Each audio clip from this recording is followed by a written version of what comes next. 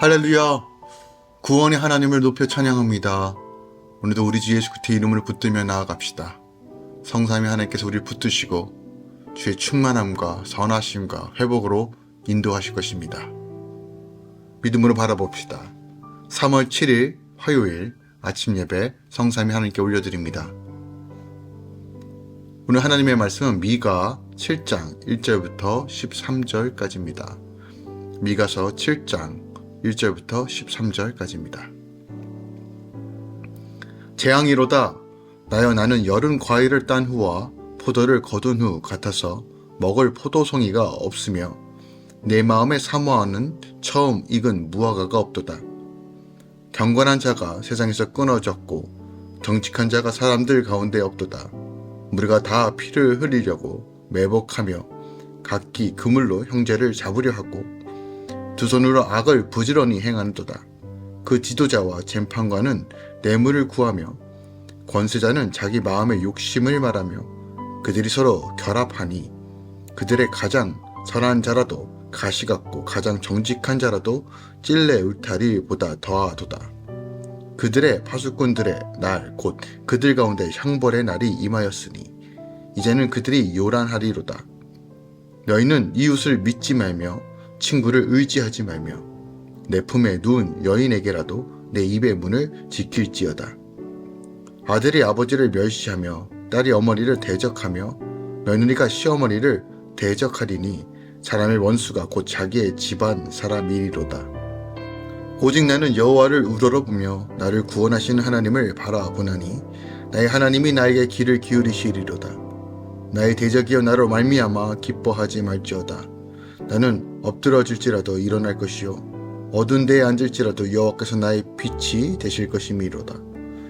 내가 여호와께 범죄하였으니 그의 진노를 당하려니와 마침내 주께서 나를 위하여 논쟁하시고 심판하시며 주께서 나를 인도하사 관명에 이르게 하시리니 내가 그의 공의를 보리로다.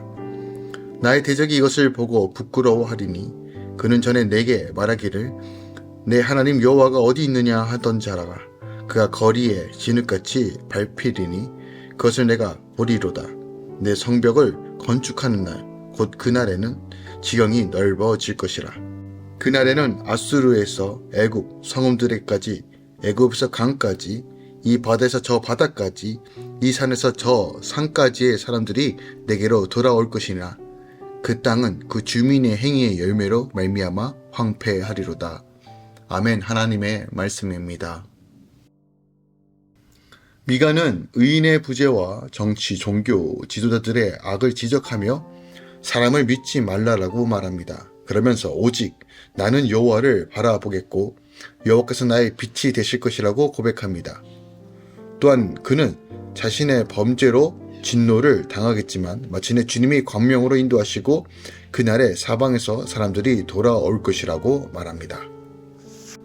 오늘 본문 말씀을 절별로 살펴보겠습니다. 먼저 1절부터 6절까지는 심판을 초래한 선민의 타락에 대한 선지자의 고뇌, 토로와 또한 심판의 날의 도래와 핵심, 양상에 대한 정망을 다루고 있는데요. 선지자가 지적하는 타락상을 보면 백성들은 서로가 서로를 해하기 위해 악을 부지런히 행하며 지도자들은 타락하여 뇌물을 받기에만 급급하였다라고 말해요. 미가는 가장 선한 자라도 가시와 같고 가장 정직한 자라도 찔레 울타리보다 더하다라고 표현하고 있어요. 그렇게 미가는 선민을 향하여 하나님의 형벌의 날이 도래하였음을 선포하고 있어요. 그리고 그들은 심판의 날에 가장 가까운 살이라도 서로 원수가 될 것이라고 경고합니다. 이러한 선지자의 심판 경고 역시 행한 대로 갚으시는 하나님의 그 원칙이 분명하게 보입니다. 7절에서는 여호와 절대 신앙에 의지하고 기도 응답에 대한 확신을 선언하고 있어요. 그러니까 선지자는 선민이 다 타락할지라도 자신만큼은 하나님을 의지할 것이며 하나님께서는 자신의 기도한 것에 대하여 신실하게 응답하실 것을 선언합니다. 선지자가 갑자기 이러한 선언을 하는 것은 아마도 타락한 자와 하나님을 경외하는 자의 결국 대비시켜 이스라엘 백성 선민으로 하여금 타락의 길에서 돌이키도록 자극하기 위함이라고 우리가 좀 이해할 수 있을 것 같아요. 끝으로 8절부터 13절까지는 선민에 대한 하나님의 심판 후에 구원에 대한 확신을 다시 한번 선포하고 있고, 구원의 날의 도래와 그에 대한 하나님의 마음을 선지자를 통해서 선포하고 있습니다. 선지자는 먼저 선민과 자신을 동일시하면서 자신은 범죄로 말미암아 하나님께 심판을 받을 것이나 그러한 심판 외에는 광명에 이르며 과거 내 하나님 여호와가 어디 있느냐라고 조롱하던 자들이 선민이 회복됨을 인하여 부끄러움을 입을 것이라고 분명하게 말하고 있어요. 그리고 이어 선민의 그 구원의 날에는 그 지경이 넓혀지고 세계 각지로부터 만민이 하나님께로, 선민에게로 돌아오게 될 것을 선포하고 있습니다. 이것이 11절부터 13절까지의 말씀이에요. 그러니까 이스라엘이 회복되는 날, 세상의 모든 만민이 영적 예루살렘 곧 신약 교회에 참여하게 될 것을 의미하는 거예요. 특별히 선지자는 여기서 만민이 선민에게로 돌아올 때 그들이 본래 살던 땅은 그 주인의 행위로 말미암아 황폐하게 될 것을 지적해요. 이거 13절인데요. 이는 교회의 불신 세상이 죄악으로 말미암아 영적으로 황폐하여지고 궁극적으로는 하나님의 심판을 받아 영원히 파멸에 이를 것이라고 예언하는 거예요. 하나님의 공의로우심은 택한 백성의 죄악이든 이방인들의 죄악이든 결탄코 용납하지 않아요. 하지만 하나님은 모든 죄악에 대하여 심판하심에도 불구하고 그들이 돌이켜 주님께로 돌아온다라면 회복되어진다는 것, 이것이 선민이든 이방인에게든 동일하게 적용된다는 것을 오늘 본문이 우리에게 보여주고 있습니다. 그러므로 우리가 늘 하나님 앞에 바로 서는 것, 늘 하나님 앞에 의인으로서 살길 소망하고 말씀 가운데 거하는 삶이 너무너무 중요하다는 거예요. 특별히 오늘 본문에서 우리가 주목해야 될 것은 1절부터 6절까지 이 메시지의 경고에 대해서 우리가 다시 한번 주목하기 원합니다. 유다, 특히 선민의 수도인 예루살렘의 타락에 대하여 미가 선지자가 탄식하는 내용이 1절부터 6절에 기록하고 있어요. 특별하게 1절을 보면요, 재앙이로다. 나여 나의 여름 과실을 딴 후에 포도로 거둔 후 갈아서 먹을 포도송이가 없으며 내 마음에 사모하는 처음 익은 무화과가 없도다 라고 고백하여 비탄을 토로하고 있어요. 여기서 재앙이로다 라는 이 말은요, 절망적이다 라는 말로 대체할 수 있는 단어입니다. 그리고 미가 그 자신이 이처럼 절망하게 된 이유는 여름 과일을 딴 후 포도를 거둔 후로 비유하여 묘사하고 있기 때문에 그래요. 팔레스타인에서는요, 계절상 봄에 곡식을 추수하고 여름 끝에 과일을 추수합니다. 따라서 여름 과일을 따고 나면 땅은 그야말로 황폐하게 돼요.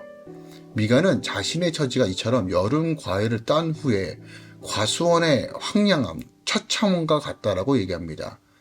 그런데 여기서 미가가 나라고 표현하는 것은 1차적으로는 자신을 가리키는 말이지만 문맥의 흐름상 이는 선민을 지칭하는 것으로 보는 것이 더 적절하죠.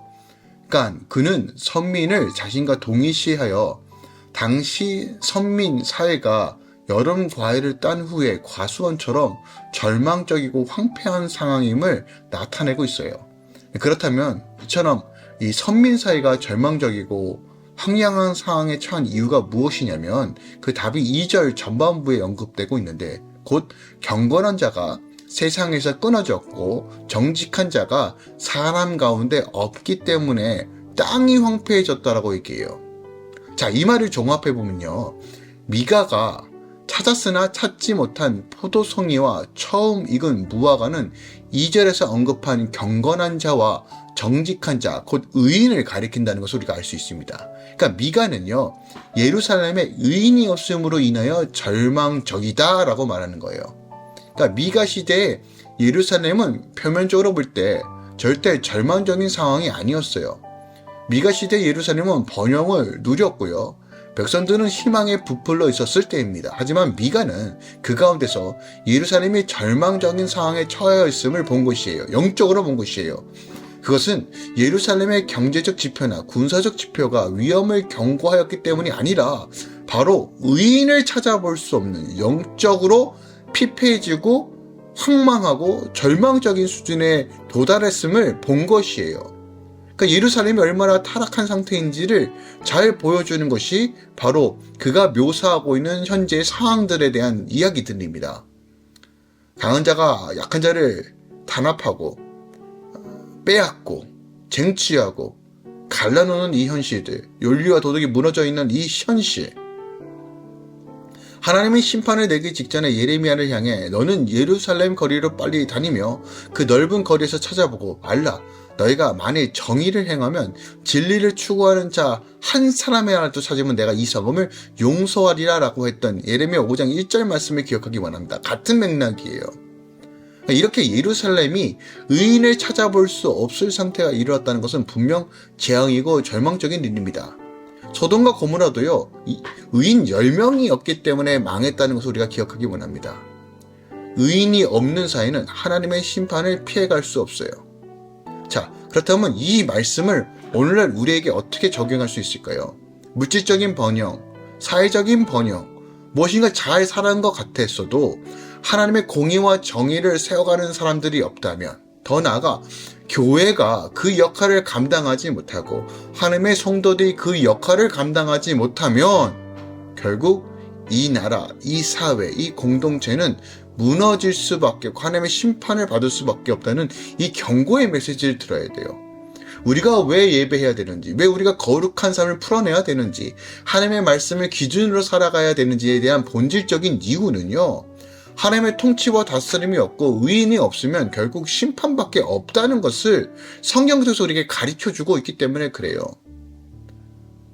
우리가 성도답게 살아야 될 이유, 교회가 교회다워져야 하는 이유는 단순하게 우리가 구원의 차원에서 넘어서 이 땅의 회복의 차원에서 우리가 이것을 믿음으로 바라보고 사명과 책임감을 가지고 나아가야 한다는 것이에요. 그런즉 여러분, 주어진 막중한 사명의식을 가지고 하나님 앞에서 의로운 삶을 살기 위해 우리는 애써야 합니다. 어떤 행위를 넘어서 정말 말씀이 기준이 되는 삶, 성령의 음성을 따라 걸어가는 삶, 구별된 삶을 살도록 빛과 소금의 역할을 감당하도록 늘 깨어있으시길 예수 그리스도의 이름으로 축원드립니다. 특별하게 2절에 보면요, 경건한 자가 세상에 끊어졌다, 정직한 자가 세상 가운데 없다라고 말합니다. 즉 말씀에 순종하지 않는 삶, 교회가 교회다워지지 않으면 결국은 멸망한다는 것이에요. 하나님은 우리를 하나님의 자녀로 부르셨고 의로운 자, 거룩한 자로 우리를 초청하십니다. 하나님 우리에게 요청하십니다. 내가 거룩하니 너희도 거룩하라. 단순하게 이것은 명령을 넘어서 이 땅의 회복과 이 땅의 소망이 거룩한 백성의 무리와 교회에게 있기 때문에 요청하신다는 것을 기억하기 원합니다. 지금 마지막 때 교회의 모습이 무엇인지, 성도의 모습이 무엇인지, 하나님 그것을 통해서 무엇을 하게 원하시는지를 우리는 말씀을 통해서 분명히 알고 깨달아야 합니다. 오늘 이 아침에 여러분 삶 가운데 다시 한번 도전을 줍니다. 말씀 가운데 순종하는 삶, 주의 말씀을 따라 살아가는 삶이 구별되고 성별된 삶입니다. 자원하는 마음으로 또한 주님을 사랑하게 우리가 순종할 수밖에 없음을 기억하고 주님께서 걸어가신 그 길을 따라가며 오늘도 성령 안에서 하나님의 빛과 소금을 드러내십시오. 주님 우리와 함께 하십니다.